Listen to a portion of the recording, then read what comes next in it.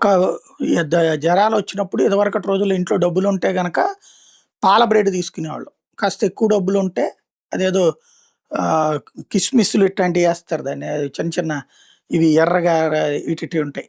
అట్లాంటియన్నీ ఏసే బ్రెడ్ అనమాట. డబ్బులు లేనప్పుడు బన్ను లాంటిది కొనుక్కునేవాళ్ళం. అప్పట్లో రూపాయి. ఇప్పుడు అది రూ. 10.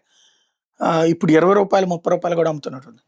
దాంట్లో కోవా బెట్టి అమ్ముతున్నటువంటి దాని మీద గత కొన్ని రోజుల నుండి హిందూ సంఘాలు కొంతమంది ప్రొజెక్ట్ చేస్తున్నారు. అది కావాలని ముస్లిం సామాజిక వర్గానికి సంబంధించిన కొంతమంది పిల్లలు పుట్టకుండా చూడటానికి హిందువులకి అట్లాంటి కోవాలో బెట్టి అమ్ముతున్నారు. క్రాస్ చెక్ చేసుకోండి. వాటిని తనిఖీలు చేయండి అని. అయితే ఎవరు తనిఖీలు చేయలేదు. ఏమీ లేదు. బట్ అది దాంట్లో మతమేం లేదు అన్నటువంటిది చెప్పుకొచ్చారు. అయితే ఇప్పుడు దీంట్లో తాండూరులో కల్తీ కోవా అంట అది తయారీ కేంద్రం మీద టాస్క్ ఫోర్స్ పోలీసులు దాడి జరిపారు.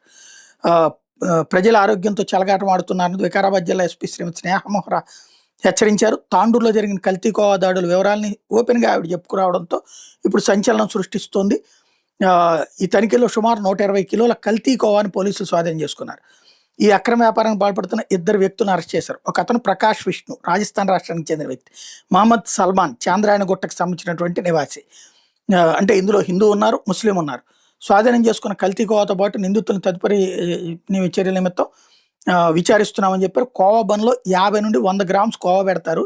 మంచి కోవా 10 గ్రాములు రూ. 4 ఉంటాయి. అంటే యావరేజ్‌గా వేసుకున్న ఒక బన్‌లో రూ. 30 పడితే బన్ కాస్ట్ కలిపి రూ. 35 అమ్మాలి.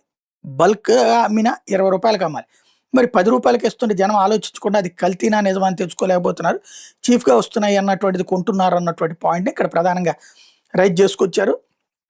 మళ్ళా కల్తీ అని చెప్పి సోషల్ మీడియాలో ఊదరగొడుతున్నారు అన్నటువంటి పాయింట్‌ని రైజ్ చేసుకొచ్చారు.